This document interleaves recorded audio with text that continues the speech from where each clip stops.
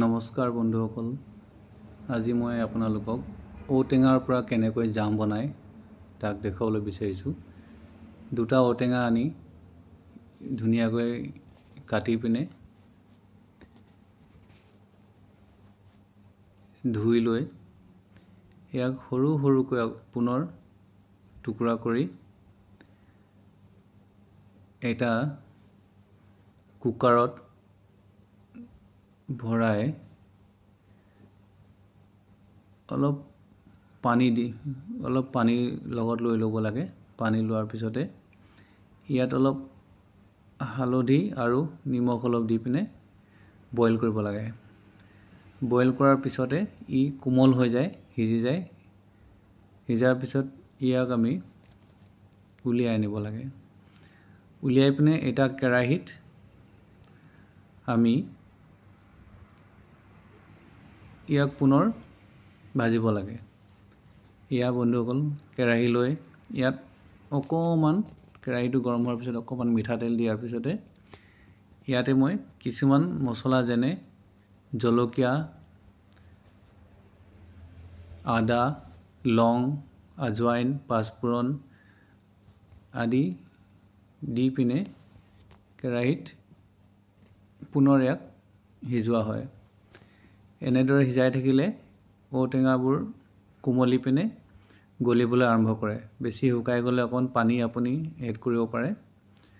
আৰু তাৰপিছতে যেতিয়া ঔটেঙাবোৰ সিজি কোমল হৈ যায় তেতিয়া ইয়াক গুড় মিক্স কৰি পিনে পুনৰ সিজাব লাগে।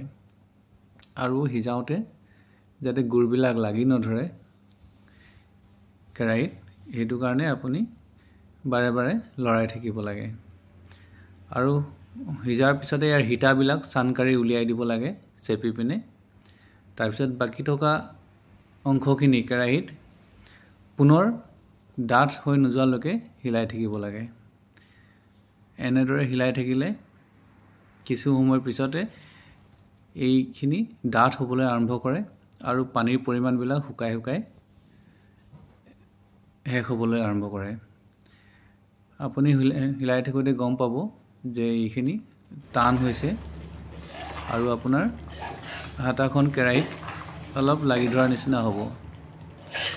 হাতেৰে আপুনি অলপ চুই চালে গম পাব, আঠা আঠা অনুভৱ হ'ব। যেতিয়ালৈকে আপুনি আঠা আঠা হৈ নাযায় বা অলপ ডাঠ হৈ নাযায় তেতিয়ালৈকে আপুনি ইয়াক লৰাই থাকিব লাগিব। গেছটো পৰাপক্ষত চিমত ৰাখিলে ভাল, নহ'লে পুৰি যোৱাৰ সম্ভাৱনা থাকে। আৰু এনেদৰে আপুনি লৰাই এটা সময়ত আপোনাৰ এটা ডাঠ পৰিমাণৰ হৈ পৰিব। তেতিয়া আপুনি ইয়াক নমাই পিনে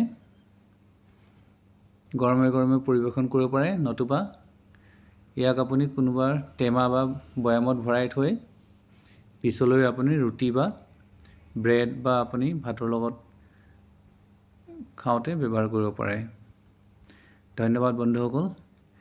এয়া দিল্লী মনিকা মাৰ্কেটৰ ঔটেঙাৰ ফটো মই আপোনালোকক দেখাইছোঁ, য'ৰ পৰা মই দুটা ঔটেঙা আনিছিলোঁ 50 টকাত, আৰু আজি এনেদৰে মই ইয়াক বনালোঁ।